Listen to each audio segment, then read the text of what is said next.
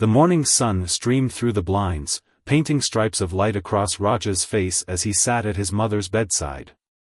The hospital room was quiet except for the steady beep of monitors and his mother's labored breathing. She had been fighting cancer for almost 2 years, but the doctors had finally said what Raj had been dreading to hear: she didn't have much time left.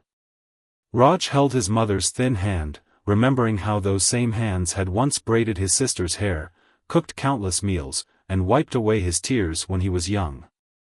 Now, they were frail, the veins visible beneath her pale skin.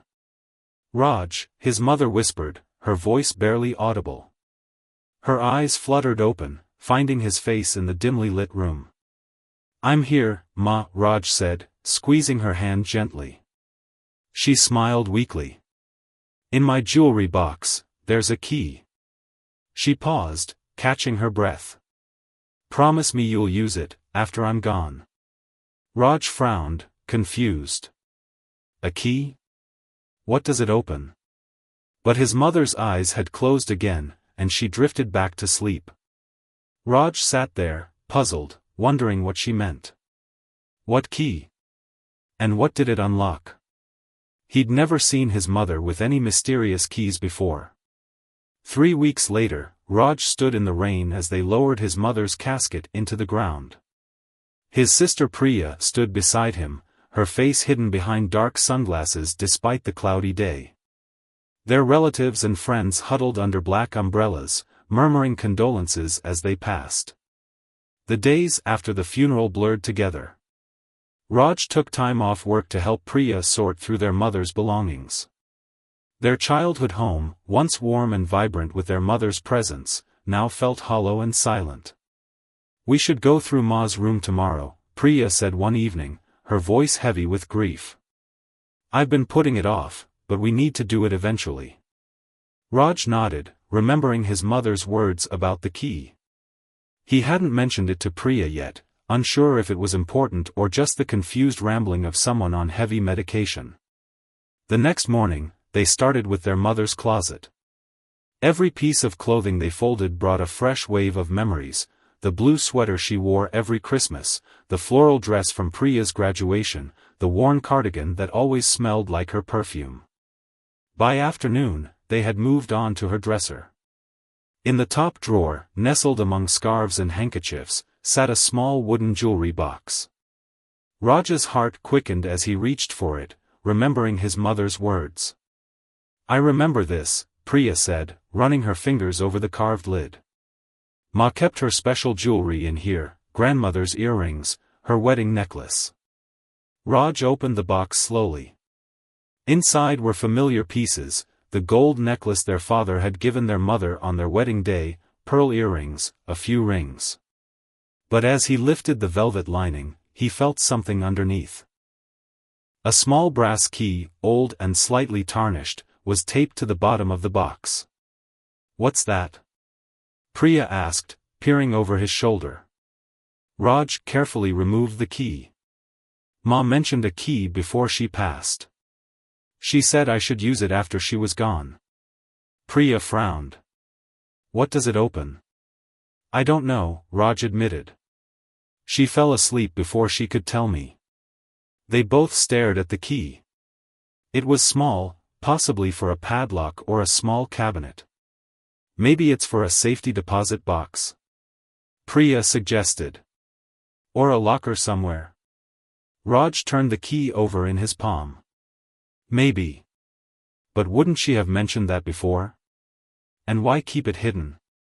They searched the house for anything the key might fit: old lockboxes, cabinets, even the attic door, but nothing matched. Days passed, and the mystery of the key remained unsolved. Raj kept it in his pocket, occasionally taking it out to study it, as if it might suddenly reveal its secret. A week after finding the key, Raj was clearing out the garage when he found an old photo album tucked away on a shelf. It was covered in dust, clearly untouched for years. Opening it, he found photos he'd never seen before: his mother as a young woman, before she met his father. There she was, laughing with friends at what looked like a college campus, her hair longer than he'd ever seen it, her smile carefree. There were photos of her in front of different buildings, holding books, dressed in graduation robes. But what caught Raj's eye was a photo of his mother standing in front of a small bookstore. Mera's Books, the sign read. She was smiling proudly, keys in hand, as if she had just unlocked the door. Raj had never heard his mother mention owning a bookstore. She had always told them she worked as a teacher before meeting their father and having children. Why would she keep this part of her life secret? He flipped the photo over. On the back, in his mother's neat handwriting, was written, "New Beginnings, 1985. Raj called Priya immediately.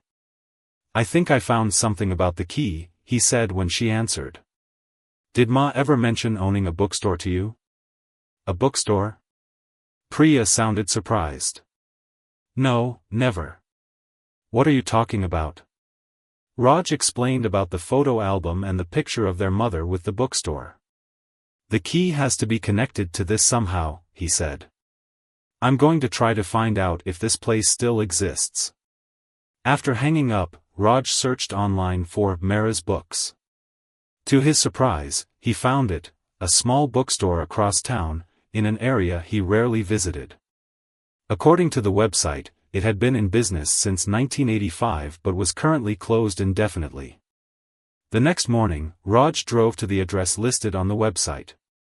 The storefront was modest, wedged between a cafe and a tailor shop on a quiet street. Paper covered the windows from the inside, and a "closed" sign hung on the door, looking like it had been there for some time. Raj approached the door, his heart pounding. He took the brass key from his pocket and looked at it, then at the door. Could it really be this simple? After a moment's hesitation, he slipped the key into the lock. It fit perfectly. With a deep breath, Raj turned the key, hearing the satisfying click of the lock opening. He pushed the door, and it swung open with a soft creak. Dust particles danced in the beam of light that followed Raj as he stepped inside the bookstore. The air was stale, untouched for what felt like months. He fumbled along the wall until his hand found a light switch. With a click, dim yellow lights flickered to life, revealing the interior of Mera's Books. Shelves lined the walls from floor to ceiling, packed with books of all sizes and colors. A wooden counter stood at the back, an antique cash register perched on top.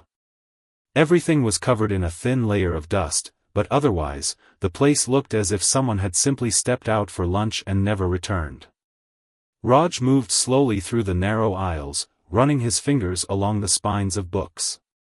Many were classics, Dickens, Austen, Tagore, while others were modern novels. There was an entire section dedicated to poetry and another to children's books. The store was small but carefully curated, each book seemingly chosen with purpose. "Ma, what were you hiding?" Raj whispered to the empty room. As he approached the counter, he noticed a framed photo on the wall behind it. It showed his mother, much younger, standing with an older man in front of the same bookstore. They were smiling broadly, their arms around each other's shoulders. The man had the same warm eyes as his mother, the same gentle smile. Below the photo, a small plaque read, "Vikram and Leela Mehra, Founders, 1985. Vikram. The name struck Raj like a physical blow. He'd heard his mother mention that name a few times throughout his childhood, always in passing, always with a hint of sadness. When he and Priya had asked who Vikram was, their mother would change the subject or say he was an old friend who had moved far away. Raj pulled out his phone and called Priya again. "You need to come here," he said when she answered. "There's something you have to see." While waiting for his sister, Raj continued exploring. Behind the counter was a small office with a desk and filing cabinet. On the desk sat an old typewriter, a few notebooks, and a stack of letters bound with a faded ribbon. Raj hesitated before picking them up, feeling like an intruder in his mother's past. The top envelope was addressed to Leela Mehra in elegant handwriting. The return address belonged to someone named Vikram Mehra in New Delhi. Raj carefully slid out the letter, yellowed with age, and began to read. "My dearest sister," it began. "I hope this letter finds you well. The doctors say I don't have much time left, but please don't worry. I have lived a good life, and my only regret is that I couldn't visit you in America one last time." Raj stopped reading, his hands shaking. Sister? Vikram was his mother's brother? Why had she never told them they had an uncle? The bell above the door jingled as Priya entered the bookstore. She stood in the doorway, taking in the scene with wide eyes. "This is incredible," she said, walking toward Raj. "Ma owned a bookstore all this time and never told us?" Raj handed her the letter. "Not just that. We had an uncle we never knew about." Priya read the letter, her expression shifting from confusion to disbelief. "This doesn't make sense. Why would she keep her own brother a secret from us?" They spent the next hour going through the stack of letters, piecing together a story their mother had never shared. Vikram was Leela's older brother. They had grown up in a small town outside of New Delhi, bonded by their love of literature. When Vikram was diagnosed with a rare form of cancer in his 30s, Leela had already moved to America after marrying their father. Vikram had insisted she stay and build her life rather than return to India to care for him. The letters spanned several years, chronicling Vikram's battle with illness and his eventual passing. The final letter was from a lawyer in New Delhi, informing Leela of her brother's death and that, as per his will, he had left her a substantial sum to chase their shared dream. "The bookstore," Priya said softly. "She used the money to open this place in his memory. But why hide it from us?" Raj wondered. "And why stop running it? The website says it's been closed indefinitely, but it looks like someone was here not too long ago." They continued searching the office and found a ledger in the desk drawer. The most recent entry was dated just 3 months ago, shortly before their mother had been hospitalized for the last time. The bookstore had been operational until very recently. "She must have been coming here all these years," Priya said, flipping through the ledger. "But how? She was always home when we were kids. Remember how she volunteered at the library every Tuesday and Thursday?" Raj said slowly. "Maybe she wasn't at the library at all." They looked at each other, both processing this revelation. Their mother, who they thought they knew so well, had been living a double life for decades. Further investigation of the desk revealed a small leather-bound journal.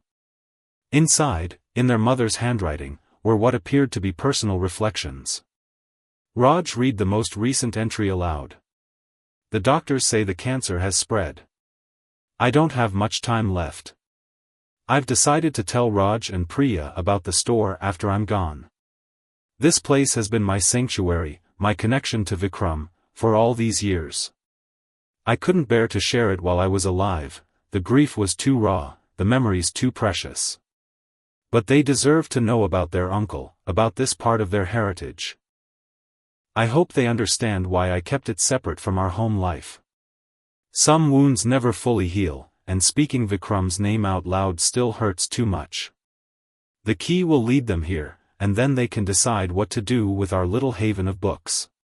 Priya wiped tears from her eyes. She was protecting herself from the pain.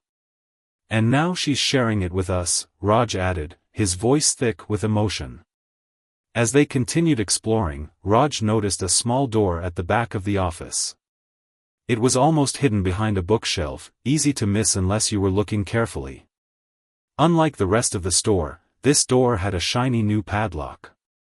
"There's another key in the journal," Priya said, holding up a small silver key that had been tucked between the pages. Raj took it and approached the door. The key slid into the padlock smoothly, and with a click, it opened.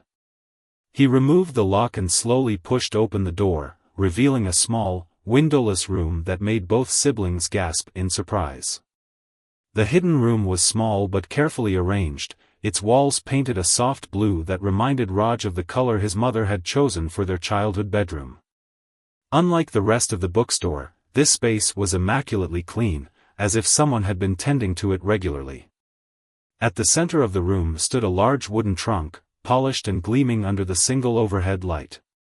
The walls were covered with framed photographs, dozens of them, chronicling a life Raj and Priya had never known existed. "Look," Priya whispered, stepping closer to one of the walls. "It's Ma and Uncle Vikram." The photos told a story that spanned decades. Young Leela and Vikram playing in a dusty courtyard in India. Teenage versions of them at what appeared to be a school event, Vikram proudly holding a trophy. Their mother in her early 20s, standing beside Vikram in front of a university building, both dressed in graduation robes. "They were so close," Raj said, studying the images. His eyes moved to another section of the wall where the photos changed. Here was their mother with their father, looking young and in love. Here she was holding baby Raj, with Priya as a toddler beside her. Family vacations, birthdays, celebrations, the life they knew. But interspersed among these familiar scenes were photos of Vikram, alone in a hospital bed, visibly ill but smiling, sitting in a garden, thin and pale, standing in front of what must have been his home in New Delhi. "She kept both worlds on these walls," Priya said quietly. "The life she shared with us, and the brother she couldn't talk about." Raj nodded, feeling a complex mix of emotions. Sadness that their mother had carried this grief alone for so many years. A sense of loss for the uncle they never knew. And a strange anger, why hadn't she trusted them enough to share this part of herself? "Let's see what's in the trunk," he said, kneeling before it.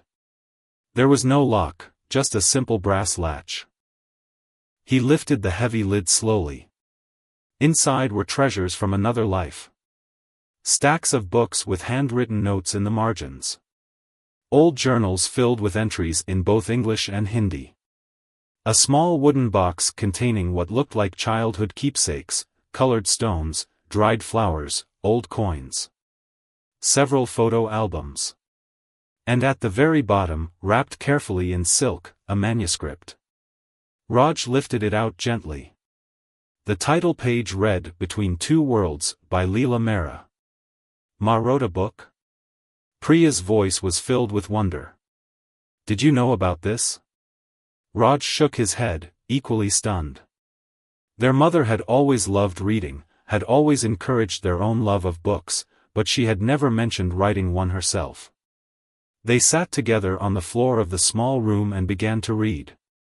The manuscript was a memoir, telling the story of a girl who grew up in India with her beloved older brother, their shared dreams of becoming writers, and how life had taken them on different paths.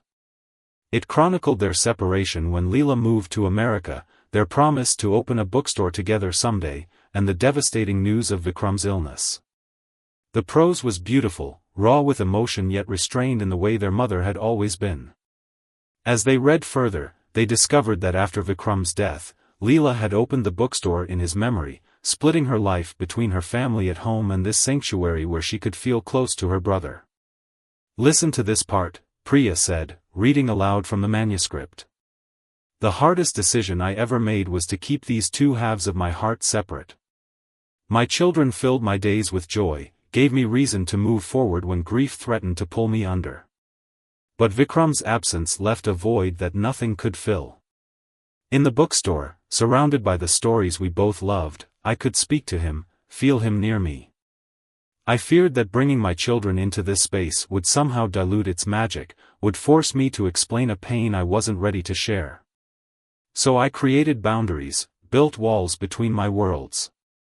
Now I wonder if those walls protected me or imprisoned me." Raj felt tears welling in his eyes. She was trying to protect us from her pain. Or herself from having to face it completely, Priya added softly. They continued reading, learning how their mother had gradually built a small community around the bookstore. She had started writing groups, hosted poetry readings, created a safe space for people to share their stories. All while maintaining her separate family life, never letting the two worlds collide. The final chapters of the manuscript were written more recently, after her cancer diagnosis.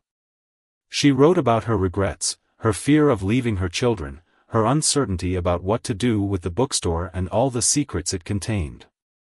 The very last page was a letter addressed to Raj and Priya. My beloved children.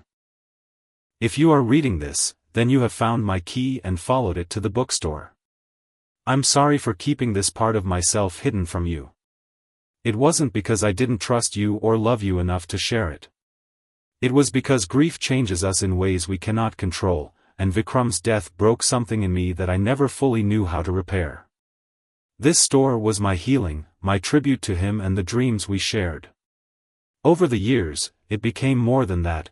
It became a second home, a place where I could be both the sister who lost her brother and the woman who found her voice through that loss.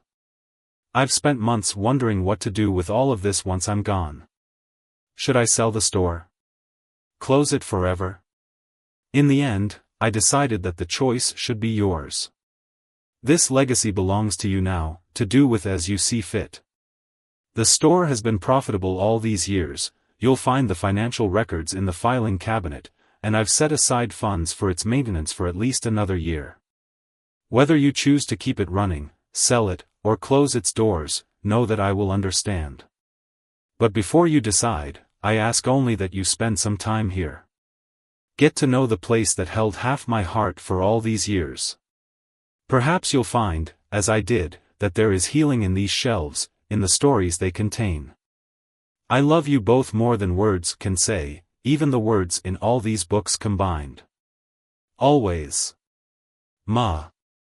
Priya was openly crying now, and Raj put his arm around her shoulders, fighting back his own tears. She left us a choice, he said. But also a gift, Priya added. A whole piece of her we never knew. As the afternoon sun began to fade, casting long shadows through the bookstore's dusty windows, they continued to explore the hidden room, each photo and memento revealing another layer of their mother's life. The anger Raj had felt earlier was fading, replaced by understanding and a deep sense of connection to the mother he thought he had known completely but was only now truly beginning to see. Dusk had fallen by the time Raj and Priya finally emerged from the hidden room. They locked the bookstore behind them and stood on the quiet street, both lost in thought as streetlights flickered to life around them. I need some time to process all of this, Priya said, clutching the manuscript to her chest. Their mother had poured her heart into those pages, and neither of them wanted to leave it behind. Me too, Raj agreed. Let's meet back here tomorrow. I want to look through the business records, see exactly what we're dealing with. That night, Raj couldn't sleep. He sat in his apartment, flipping through the photo albums they had taken from the trunk. One image in particular kept drawing his attention, their mother standing proudly behind the bookstore counter, arranging a display of new releases. She looked happy in a way Raj couldn't remember seeing at home. There was a lightness to her expression, as if in that space, surrounded by books and memories of her brother, she could fully be herself. The next morning, Raj arrived at the bookstore early. He was surprised to find Priya already there, sitting cross-legged on the floor with stacks of papers spread around her. I couldn't wait, she explained. I've been going through the financial records. Raj, this place has been doing really well. Not making millions or anything, but steady profit year after year. Ma ran it perfectly. Raj looked around the dusty shelves with newfound respect. She always was good with numbers. Remember how she managed the household budget down to the last rupee? They spent the morning going through records, learning the rhythms of the business their mother had built. The store had regular customers, book club meetings, even a small but loyal online following. Their mother had run it all herself, with occasional help from a college student named Amit who worked part-time. We should call him, Priya suggested, finding Amit's number in a neat employee file. He might know more about how the place operated day to day. Amit arrived an hour later, clearly surprised to see strangers in the bookstore. He was a slim young man with thick glasses and an earnest face. You must be Raj and Priya, he said after they introduced themselves. Your mother talked about you all the time. I was so sorry to hear about her passing. You knew about us? Raj couldn't hide his surprise. Amit nodded. Of course. She had your photos on her desk in the office. She was so proud of you both. He paused. I'm guessing you didn't know about this place until recently? No, Priya admitted. It's been a revelation. Amit proved to be a goldmine of information. He had worked at the store for 3 years, initially just shelving books and manning the register, but gradually taking on more responsibility as their mother's health declined. The customers really miss her, he told them as he walked them through the store, pointing out various sections and explaining their mother's organizational system. She knew exactly what each regular would like. Mr. Kapoor would come in every Friday for history books. Ms. Lin was into murder mysteries. The college students from down the street would ask for her recommendations for their literature classes. She created a community here, Raj realized, watching as Amit straightened books with the care of someone who truly loved what he did. More than that, Amit said. She created a safe space. People came here not just for books but to talk, to be heard. Your mother was a great listener. As the day progressed, they met several of these customers who, seeing the lights on after weeks of darkness, ventured in hopefully. An elderly man with a cane who had tears in his eyes when they told him about their mother's passing. A young woman with blue hair who explained how their mother had encouraged her own writing. A middle-aged couple who ran the cafe next door and brought over chai and samosas when they heard Leela's children were there. Your mother would bring us books she thought we'd enjoy, the woman, Mrs. Patel, explained. She found my husband a cookbook that changed our menu completely. Customers love the new dishes. Mr. Patel nodded enthusiastically. Business went up 20%. All because she remembered I mentioned wanting to try fusion recipes. Raj and Priya exchanged glances, both thinking the same thing. How had their mother found time to know these people so well, to remember their preferences and listen to their stories, while also being the attentive parent they'd grown up with? As afternoon turned to evening, they found themselves in the office again, this time with Amit helping them understand the day-to-day operations. She kept everything meticulously organized, he said, showing them the ordering system, the events calendar, the contact list of publishers and local authors. The last few months, when she was getting sicker, she let me take over more. I think she was preparing for this. For us to take over? Priya asked. Amit shrugged. Or for someone to. She never said specifically. But she made sure I knew how everything worked.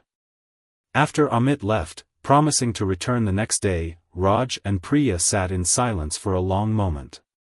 What are we going to do? Priya finally asked. I have my job in Chicago. You have your life here. Neither of us knows anything about running a bookstore. Raj looked around the small office, at the desk where his mother had sat for so many years, leading her double life. I don't know, he admitted. But I'm not ready to sell it. Not yet. That night, they stayed late, exploring every corner of the store.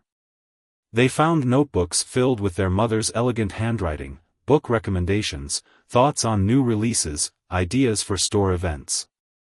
They discovered a collection of thank you cards from customers, preserved carefully in a box labeled, kindnesses. In the back room, behind a storage shelf, they found something unexpected, dozens of children's drawings, all addressed to Ms. Leela. Colorful illustrations of dragons and princesses, stick figures holding books, wobbly lettered thank you notes. She did Children's Story Hour, Priya realized, remembering something Amit had mentioned. Every Saturday morning. Raj picked up one drawing that showed a woman with long black hair surrounded by children and books. At the bottom, in a child's handwriting, it said, Ms. Leela makes the best voices for all the characters. Tears pricked at his eyes as he thought of their mother, sitting cross-legged on the floor of this bookstore, reading stories to neighborhood children, bringing characters to life with different voices, something she had done for him and Priya when they were young. She wasn't living two separate lives, he said softly. She was living one life, fully. We just only saw half of it. Priya nodded, wiping away her own tears. And now we get to see all of it. The question is, what do we do with what she's left us? As they locked up the store that night, a decision was beginning to form in Raj's mind. He couldn't articulate it fully yet, but something about this place, about the world his mother had created here, was calling to him in a way he couldn't ignore. The following week passed in a blur as Raj and Priya split their time between clearing out their mother's house and learning more about the bookstore. Priya had extended her leave from work, calling her boss in Chicago to explain the unexpected situation. Raj found himself spending more and more time at the store, arriving early in the morning and staying until late at night. On Friday, Raj was organizing a shelf of poetry books when the door chimed. He looked up to see Priya entering with 2 cups of coffee from the cafe next door. "I thought you could use this," she said, handing him a cup. "You've been at it for hours." Raj accepted the coffee gratefully. "Thanks. I didn't realize how much time had passed." Priya leaned against the bookshelf, studying her brother. "You really love it here, don't you?" The question caught Raj off guard, though he'd been thinking the same thing himself. Over the past week, he'd found himself drawn to the bookstore in a way he couldn't explain. There was something soothing about straightening the shelves, helping the occasional customer who wandered in, discovering new corners of the world their mother had built. "I do," he admitted.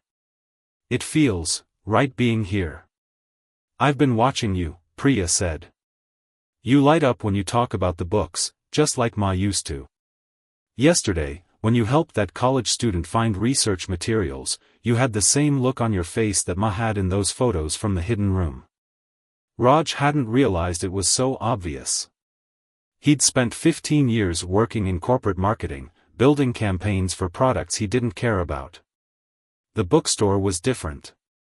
Here, every book mattered. Every customer interaction felt meaningful. "I've been thinking," Priya continued, when Raj didn't respond. "What if you ran the bookstore?" "Me?" Raj looked up in surprise. "But my job, my apartment. Your job that you've been complaining about for years?" Priya raised an eyebrow. "The apartment you've barely been to all week?" She had a point. Raj had been sleeping on their mother's couch, too exhausted after long days at the bookstore to make the drive back to his place. And his job, well, he'd been using up vacation days, but the thought of returning to his cramped cubicle filled him with dread. "What about you?" he asked. "It's your inheritance too." Priya smiled. "I love this place because it was Ma's, and I love seeing what it means to you. But my life is in Chicago. My work, my friends." She hesitated. "Actually, there's something I haven't told you. I've been seeing someone. It's serious. We're talking about moving in together." "That's wonderful." Raj hugged his sister, genuinely happy for her. "Why didn't you say something earlier?" "With everything happening with Ma, it never seemed like the right time." She shrugged. "But the point is, I can't stay here and run a bookstore." "You can. And watching you this week, I think you should." The idea hung between them, tantalizing in its possibility. Could Raj really leave his stable, if unfulfilling, career to run a bookstore? It seemed like madness. And yet. "Let me think about it," he finally said. That evening, after Priya had gone back to their mother's house, Raj sat alone in the bookstore office, leafing through his mother's journal. One entry caught his eye. "Today a little girl came in looking for a book about a child whose parent was sick. Her mother has cancer, like me. I found her, the invisible string, and watched her face as she realized she wasn't alone in her fear. This is why I keep this place open despite the exhaustion, despite the pain that grows sharper each day. Books are bridges between isolated souls. They remind us that our most personal sufferings and joys are universal. If I can build just one bridge for someone who needs it, today has been worthwhile. Raj closed the journal, his decision made. The next morning, he called his boss and resigned from his marketing job. By afternoon, he was meeting with the landlord to transfer the bookstore's lease into his name. When he told Priya, she hugged him tightly. "Ma would be so proud," she whispered. "I hope so," Raj said. "But there's something else I want to do, and I need your help." 2 weeks later, Mera's Books reopened with a special event. Raj had spent days cleaning every corner, rearranging displays, and updating the inventory system with Amit's help. Priya had used her marketing connections to spread the word about the reopening, and design beautiful invitations that they sent to all the regular customers. The centerpiece of the event was a reading from Between Two Worlds, by Leela Mehra. Priya had spent days carefully editing the manuscript, preparing it for this moment. They had transformed the hidden room into a small gallery, displaying photographs of Vikram and Leela alongside excerpts from the memoir. As evening fell, the bookstore filled with people. Customers old and new, neighbors, friends, even a few of Raj and Priya's relatives who had been surprised but supportive when they learned about the bookstore. Mrs. Patel from next door had catered the event with samosas and chai, served on trays carried by her enthusiastic husband. At 7 o'clock, Raj cleared his throat and stood before the crowd. "Thank you all for coming tonight," he began, his voice shaky at first but growing stronger. "Many of you knew my mother, Leela Mehra, as the heart and soul of this bookstore. What my sister and I didn't know until recently was that she built this place as a tribute to her brother, our uncle Vikram, whom we never had the chance to meet." He explained about finding the key, discovering the bookstore, and learning about the rich life their mother had lived within these walls. "Tonight, we want to share something special with you," he continued. "A memoir our mother wrote but never published. It's the story of siblings separated by oceans, connected by love and literature. It's about grief and healing, and how sometimes we need separate spaces to become whole." Priya joined him at the front, holding the manuscript. Together, they took turns reading selected passages, their voices sometimes breaking with emotion as their mother's words filled the room. There wasn't a dry eye in the audience as they read about Vikram's last days, about Leela's decision to open the bookstore, about how books had saved her in her darkest moments. When they finished reading, the applause was thunderous. People lined up to share their own memories of Leela, stories that painted an even fuller picture of the woman they thought they had known completely. Later that night, after the last guest had left, Raj and Priya sat together on the floor of the hidden room, surrounded by the photographs of their mother and uncle. "Do you think she knew?" Priya asked. "That you would end up here, running her store?" Raj smiled, thinking of the key his mother had pressed into his hand in that hospital room. "I think she hoped. She knew me better than I knew myself. She gave us both keys," Priya said thoughtfully. "Mine just unlocked a different door." Outside, the street was quiet. Inside, the bookstore held its secrets and stories, waiting for new chapters to be written. Raj ran his hand over the spines of the books on a nearby shelf, feeling, for the first time since his mother's passing, that he was exactly where he was meant to be. 6 months had passed since Raj took over Mehra's Books. The initial excitement of the reopening had settled into a comfortable rhythm as he learned the ebbs and flows of the business. Mornings were quiet, perfect for unpacking new deliveries and updating the inventory. Afternoons brought in the regulars, retirees browsing leisurely, students looking for quiet corners to study. Evenings often featured events, book clubs, author readings, poetry nights, that Raj had continued and expanded from his mother's calendar. Priya had returned to Chicago but visited monthly, always bringing new ideas and marketing strategies she'd developed. On her last visit, she had helped Raj set up a proper website for the store, complete with an online ordering system and blog where he could post recommendations and updates. Orders from the website increased 15% this month, Raj told Amit as they worked together one Tuesday morning. The young man had stayed on, working part-time while finishing his literature degree, and had become not just an employee but a friend. Not surprising, Amit replied, shelving a stack of new releases. Your book reviews are getting quite a following. That post about South Asian authors was shared over 100 times.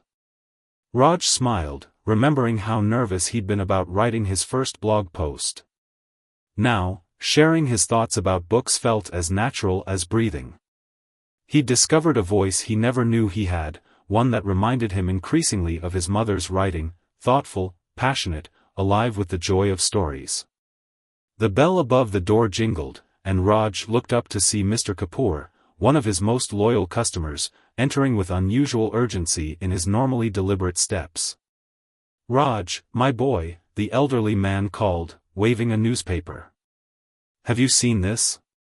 Raj took the paper, folding it open to the article Mr. Kapoor was pointing at. The headline read, Local Developer Plans to Transform Historic District. His stomach sank as he read further. A large development company had purchased several buildings on the block, including the one housing Mehra's books.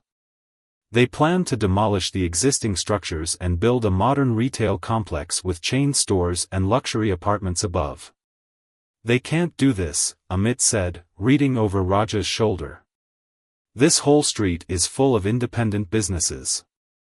Some have been here for decades. Apparently they can, Raj said grimly, scanning the rest of the article. They've already secured permits from the city council. Construction is set to begin in 3 months. Over the next few days, Raj met with other business owners on the street. Mrs. Patel from the cafe was in tears. The elderly couple who ran the flower shop next door had already decided to retire rather than relocate. The vintage clothing store across the street was organizing a petition, but everyone knew it was likely too late. Raj called Priya that night, after closing the store. I just got the official notice, he told her, staring at the formal letter in his hand. They're terminating all leases. We have 90 days to vacate. There has to be something we can do, Priya insisted. Can we fight it legally? Appeal to the Historical Society? I've looked into everything, Raj sighed. The building isn't old enough for historical protection. The developer has followed all legal procedures. We can make noise, but ultimately. He trailed off, the weight of defeat heavy in his chest. What about finding a new location? Priya suggested. Rents in this area have skyrocketed. Anything comparable would cost 3 times what we're paying now. Raj ran his hand through his hair, frustration mounting. Besides, this place isn't just 4 walls and some shelves. It's... He struggled to find the words. It's Ma and Uncle Vikram, Priya finished softly. It's their story. Exactly. Raj looked around the office, at the photograph of his mother and uncle that now hung above his desk. I don't know if I can recreate that somewhere else. That night, unable to sleep, Raj returned to the bookstore. He unlocked the door, not bothering with the lights, and made his way to the hidden room by memory. Sitting in the darkness surrounded by his mother's treasures, he felt closest to her. What would you do, Ma? He whispered to the empty room. How do I save what you built? As if in answer, his eyes fell on the trunk where they had found the manuscript. He hadn't looked through everything in there yet, some boxes and files remained untouched, too painful to explore in those early days. Now, drawn by some instinct, he began to sort through them. At the bottom of one box, beneath stacks of old letters, he found a folder marked Property. Inside were documents he hadn't seen before, a deed of ownership, not for the bookstore space they rented, but for a building several blocks away. According to the papers, the property had been purchased by Leela Mehra 20 years ago but never used for the bookstore. With trembling fingers, Raj dialed Priya despite the late hour. I found something, he said when she answered. Ma owned a building. Not this one, another one nearby. She bought it years ago but kept renting this space instead. That doesn't make sense, Priya said, confusion clear in her voice. Why pay rent when she owned a place? I don't know, Raj admitted. But I'm going to find out. The next morning, Raj located the address on the deed. It was a small two-story building on a quieter street about 10 minutes' walk from the current store. The ground floor appeared vacant, windows papered over. A faded "For Lease" sign hung in the window with a phone number that Raj recognized as his mother's old cell phone. Using the keys found with the deed, Raj unlocked the door and stepped inside. The space was empty but well-maintained, with high ceilings, large windows that would let in beautiful natural light, and a small courtyard in the back. It was dusty but structurally sound, and significantly larger than the current bookstore. As he explored, Raj found another door leading to a staircase. The upper floor held a spacious apartment, completely unfurnished but with a kitchen, bathroom, and several rooms that would make a comfortable living space. Pulling out his phone, he called the property management company listed on some of the papers. Yes, that building has been maintained according to Ms. Mehra's instructions, the manager confirmed after Raj explained who he was. She paid for regular inspections, repairs, property taxes, everything. She was very specific that it should be kept in good condition, but never wanted to lease it out. Said she was saving it for something important. When Raj hung up, he stood in the empty space, turning slowly to take it all in. Sunlight streamed through the large front windows, casting warm rectangles on the wooden floor. He could almost see it, bookshelves along the walls, reading nooks in the corners, a bigger space for children's story hour, maybe even a small cafe area like Mrs. Patel had always dreamed of expanding into. And upstairs, a home. Not just for books, but for him. She was saving it, Raj whispered, understanding dawning. Not for something important. For someone. His phone rang, interrupting his thoughts. It was Priya. Did you find it? She asked eagerly. What's it like? As Raj described the building, his excitement grew with each detail.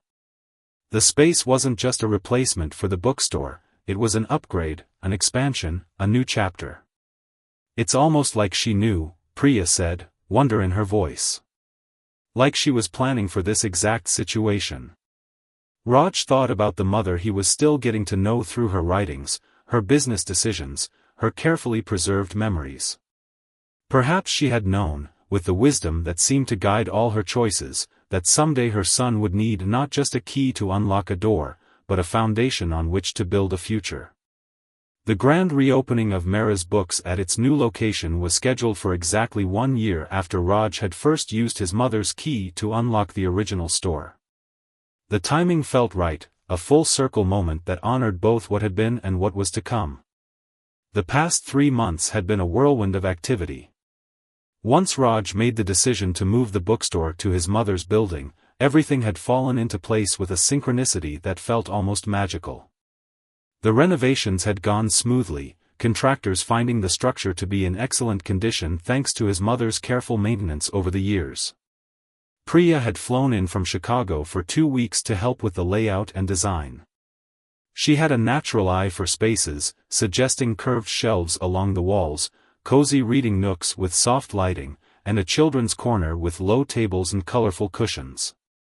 The rear courtyard, once overgrown, had been transformed into a small garden with benches where customers could read outdoors in good weather. Mrs. Patel from the cafe had eagerly accepted Raj's invitation to open a small coffee counter inside the store. Her husband had spent days perfecting a special chai blend they named Leela's Legacy, which already had customers asking for the recipe. Amit had graduated and, to Raj's delight, accepted a full-time position managing the expanded inventory and events calendar. He'd brought in 3 of his former classmates as part-time staff, young literature lovers who approached the books with the same reverence Raj had come to feel. Most importantly, the hidden room had been carefully recreated in the new location. Raj had designated a special space, not hidden this time but designed as a memorial gallery called the Vikram and Leela Mehra Reading Room. Here, the photos and mementos that had been secreted away were now displayed proudly. The manuscript of Between Two Worlds held a place of honor, alongside news that Priya had been working with a small publisher interested in posthumously publishing Leela's memoir. The night before the reopening, Raj stood alone in the completed store. Tomorrow, the space would be filled with people, noise, and celebration. But tonight, in the quiet, he wanted to take it all in, to feel the presence of what his mother had built and what he had carried forward. He walked through each section, straightening books that didn't need straightening, adjusting lamps that were already perfectly positioned. The new space felt right, as if it had always been meant to house these books, these stories. Upstairs, his newly furnished apartment waited, still smelling of fresh paint and new furniture. He had moved in just a week ago, the first place that had truly felt like home since his mother passed. As Raj completed his circuit of the store, he found himself in the Vikram and Leela reading room. He stood before the large photograph of his mother and uncle that now dominated one wall, the two of them young and smiling, arms around each other's shoulders in front of the original bookstore. "We did it, Ma," he said softly to the image of his mother. "It's better than before. I think you'd be proud." The morning of the reopening dawned bright and clear. Raj woke early, too excited to sleep. From his bedroom window, he could see people already beginning to gather outside the store, even though the opening wasn't scheduled until 10. A banner stretched across the front of the building proclaimed, "Mehra's Books, a new chapter," in bold letters. Downstairs, Raj found Priya already busy arranging fresh flowers on the front counter. She had arrived from the airport late last night, bringing with her a surprise, advance copies of their mother's published memoir, beautifully bound with a cover photo of Vikram and Leela as children. "Nervous?" she asked, glancing up as Raj entered. "A little," he admitted.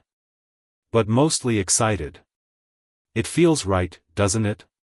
Priya smiled, adjusting a spray of marigolds. "It really does. Like everything led to this." At precisely 10 o'clock, with a small crowd gathered outside, Raj and Priya stood together at the door. In his hand, Raj held the original brass key that had started their journey a year ago.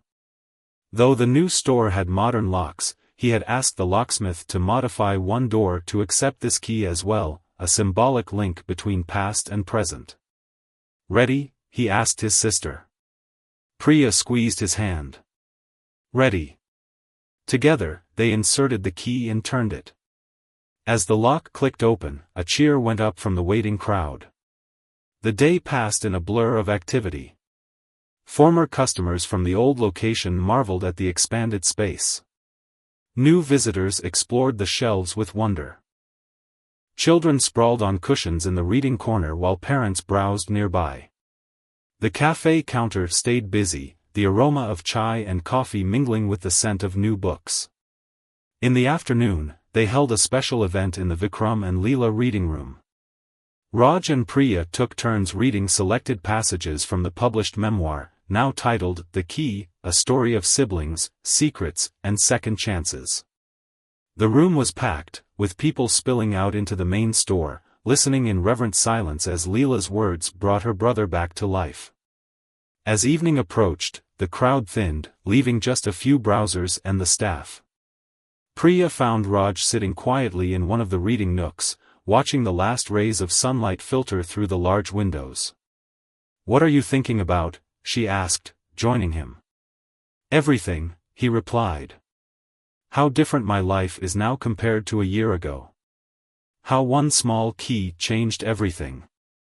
Priya nodded. "She gave us both keys, in her way. Mine led me back to Chicago with a better understanding of who I am and where I came from.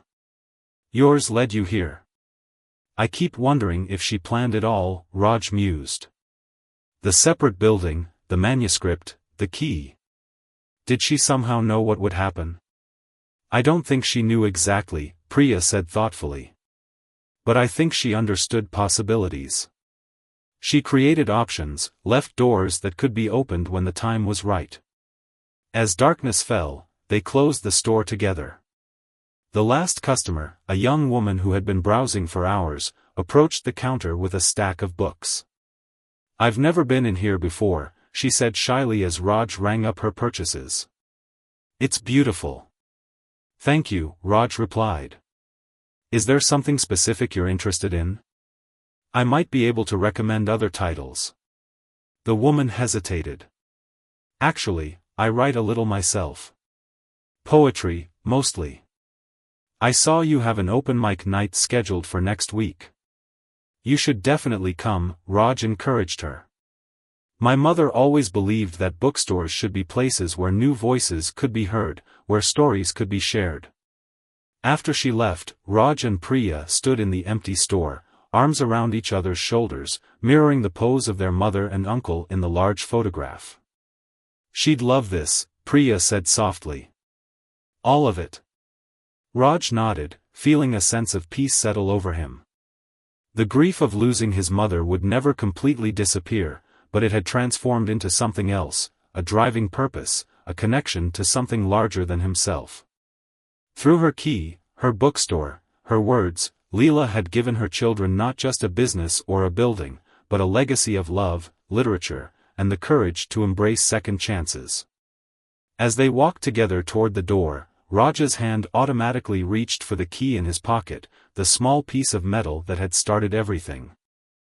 It no longer felt like a mystery to be solved but a reminder of the doors that remain closed until we're ready to open them, and the unexpected treasures waiting to be discovered on the other side.